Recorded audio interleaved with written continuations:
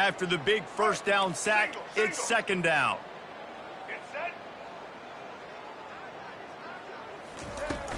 The give to the tailback. They make the stop, but not before he takes a chunk out of what they need to move the sticks. Keep pounding away at this defense and make them play the run. If you can get this many a chunk, they're going to have to commit more guys to the box, more guys to the run. Then you open it up for the passing game. Looking to throw, it's Child. Ball in the air, intercepted. Not a lot on the return, but they can live with that as they've got it at the 49. And that's why as quarterbacks, you cannot telegraph the pass. You cannot stare down your receivers because these defenders, they're watching it. And that defender knew exactly where the QB was going with that football, and that's why he picked it off.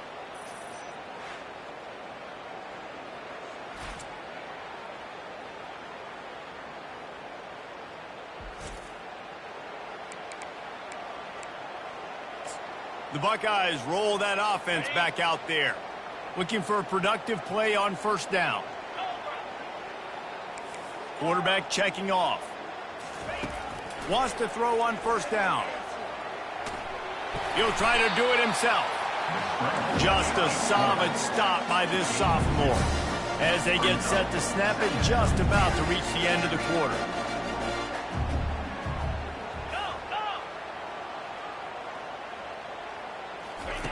Looking to throw on second down. And the heat was all over him, and that's the way the third quarter will wrap up with a big sack. Well, guys, Ohio State has the lead here. They built a comfortable lead after 3 quarters of play. Let's take a look at how we got here. As we start the fourth quarter, it'll take a pretty sizable comeback to win this one. We've got this third down play to open the quarter. Off play action. Throws to the wideout. He makes the catch. And he almost ran away from everybody on that one. A huge pickup on that play. You know, I love offensive coordinators that want to stay aggressive, and they've come up with big plays all game long. It's a big reason why they have this lead right now, and they're not backing off here in the fourth quarter. They're letting their guys go play. The entire playbook is open to them, and they're taking shots. From the red zone, it's Judkins. He almost punched it in for 6. They'll get him down at the 1-yard line. Really nice awareness by that guy, too, because it looked as though his momentum might carry him out of bounds, might stop the clock, but he knew to get down. He was fighting to make sure he fell down in the field to play, and as a result, the clock keeps ticking.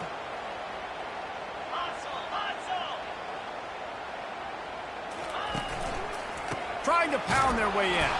That play just never had a chance. They knock him down for a loss of 5. It's going to be tough sledding for the offense here. They're trying to ice this game by running the football and bleeding the clock. They've got a pretty good lead here late in the game, but the defense knows the run's coming, right? So they're going to be loading the line of scrimmage, getting stops like what they just did. It'll be interesting to see what the offense does on this next one. Unleashes to the end zone. Touchdown, Buckeyes! And the pummeling has started. They give themselves a little more cushion as they try to reel off their 4th straight win. And with the way he's throwing it right now, there are some big names at the top of that record list. J.T. Barrett, Dwayne Haskins, Justin Fields might be getting ready to move them down a notch. And moving those guys down, that's a day. That's the day you dream about. That's the day where the ball's barely touching the ground, you're in a zone, and everything is going your way. And let's check in with Kevin Connors in the studio. Kevin? Guys, let's get you up to speed on what's going down in this fun college football game today. UConn has the lead right now. Husky hysteria has been palpable all week across the state, but this game is hardly over. There is time left on that clock. They're up by 7 over Buffalo.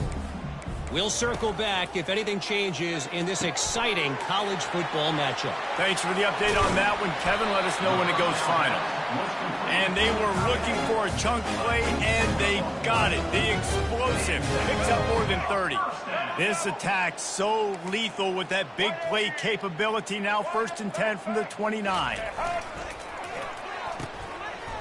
It's a reverse. Place the tackle. We'll give him a couple on that one. 2nd and 8 coming up. I love the timing on the jet sweep there. The quarterback snapped it at the perfect moment. He could give it right away to the receiver to get outside, get around the defensive end, and start getting upfield.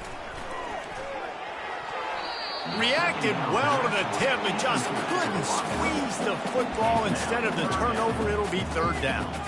Well, this guy must feel like he's run into a buzzsaw in this game. He has been under duress all game long. That's a big reason why he's thrown multiple interceptions in the game, too. Nothing coming easy to him. It's hard to see the field when your internal clock is going off so fast because of the pressure of this defense, and that's why they find themselves down by so much here in the 4th. Coach has no choice here. The offense has to stay on the field, down multiple possessions this late. 4th down attempt coming. Makes the grab well past the sticks. Not much of a 4th down gamble when it's that much of a sure thing. An easy conversion for this offense. And the Spartans are on the move. Let's go. Ready? He'll just keep slinging it.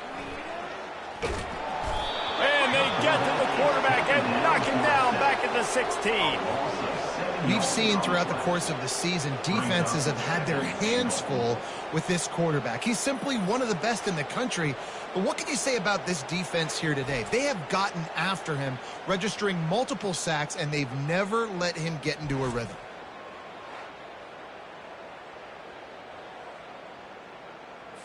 Defense rose up deep in its own end on that last play. Now a 2nd and long coming. Left turn. The run up the middle, trying to find its way to the goal line. They make the stop, and they give up 5 yards on the run. It's down to the 11. It's still 3rd and goal. The give to the back. He's dropped behind the line of scrimmage. That'll be a loss of 3. And that seemed a little off from the start, didn't it? That was a big-time play, and it was off from the start because of the play he made. And I don't think it would have mattered who was playing running back. There was absolutely nowhere to go. And on 4th down, they'll try to salvage the drive with a field goal.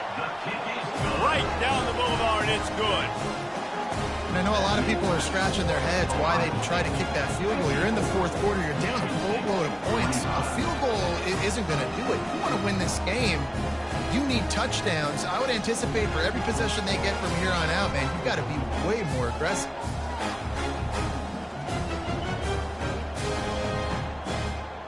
So after the last drive ended with a field goal, the kickoff team out there to send it away. He's going to bring it out from deep. I know he thinks he can house every return, but sometimes you just have to take a knee as he stopped at the 14. Here comes the Ohio State offense onto the field. 1st down here with time for maybe one more play until the 2-minute warning. Quarterback will audible. Off play action on 1st down. Fires to the wideout. Finds a man on the right. He will step out of bounds, but not before the big pickup and a 1st down for this offense. After that big gainer to open things up, they'll put it in play from the 40. The play action fake. Unloads to the wideout. Oh, he had him right down the middle, and it just squirted right through his fingers, and they missed an opportunity for a nice play on 1st down. Now on 2nd down after the incompletion. Looking to throw, it's Howard. Going up top. Grabs it inside the 15. And they're going to score again. Yet another touchdown as they just added their total. And how about this squad, man? Looking good again. Like, I feel like we say this week in and week out, just continuing to remain undefeated. Whatever it takes, offense, defense, special teams, they have been a good unit, and that's why their ranking is so high.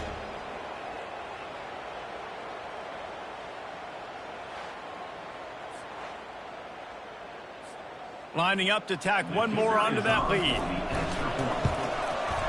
The kick is up and good and put one more on the lead. Quick strike offense on that 3-play scoring drive. And the score comes courtesy of an explosive play in the passing game from 60 yards out. And they thought about a return, then thought better of it. They'll bring it out to the 25. The Spartans have it back on offense, hoping to play some good ball. This one has pretty much been a bludgeoning, but they'll try to finish with something positive late. Well, they ran into a buzzsaw today, and I don't think it would matter what type of X's and O's they're out there executing, David. Jimmy's... Hit the afterburners, kid. And he's brought down after a huge completion. Well, they come up with a huge play. They're going to be down in the red zone now, and I think, David, the mentality changes a little bit for a defense, right, playing at this position of the field? Yeah, the field shrinks. Now it becomes a little bit easier to play more man coverage, down in that red area. But giving up the big pass play, it's a backbreaker. You want to make them earn it down the field, not give up these big plays. But the QB saw it right away, and really good job of executing and making the big play. And the pass is incomplete thanks to a big hit. And this defense has put a game together. It is hard to put all the facets of defense together. Run defense, pass defense. They've been so good, man. Dialed in. You could tell they were ready. They were fast. They were physical. They dominated this football game today. They were really starting to put a drive together. But after a couple of incompletions, now they need a big play on 3rd and 10. And the rush will get to him at the 25. And, man, is that just indictment of the day. Your quarterback getting drilled late in the football game. This offense has sputtered. They haven't found any kind of good rhythm. They haven't done things that really gives your coach confidence and it makes you want to believe in them. This offense has a lot of work to do before their next football game. This field goal unit getting some serious run. They've already been out there 3 times. The kicker will try it again. Splits the uprights right down the middle. Let's not say they cut into the deficit with that field goal. Maybe just, tweaked a little bit of it away with their fingernail.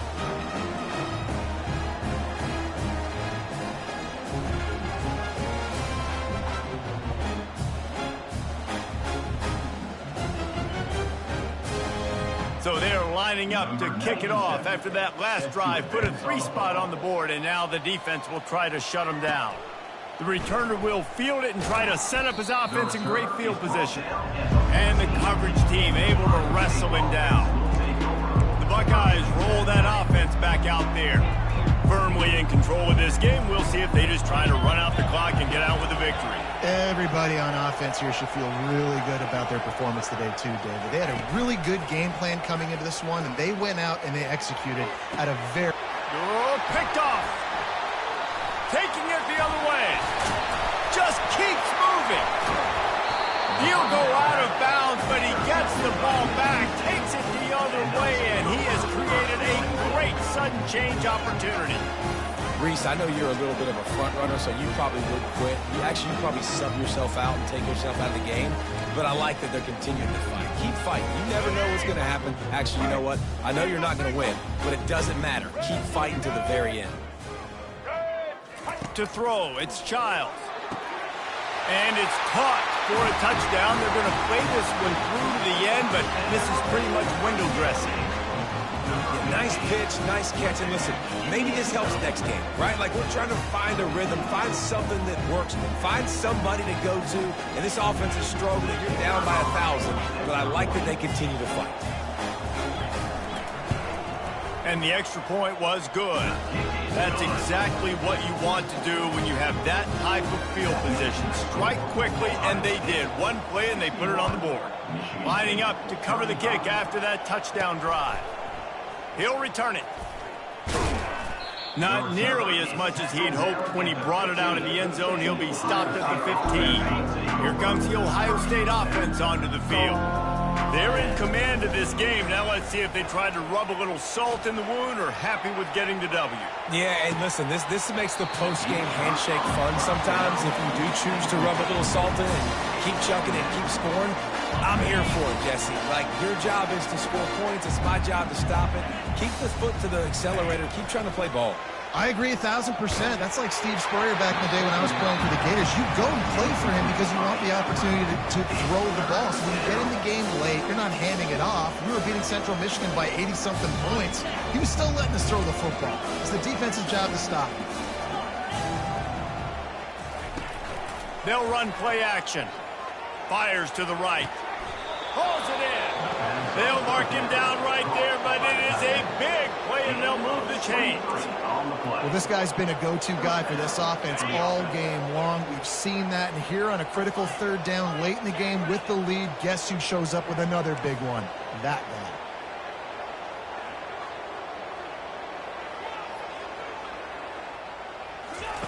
He's looking to throw it. They're bringing heat. Now he's going to break the pop. And the quarterback was trying to extend the play, and the defense brought it to a close. They get the timeout, and the clock reads 3 seconds.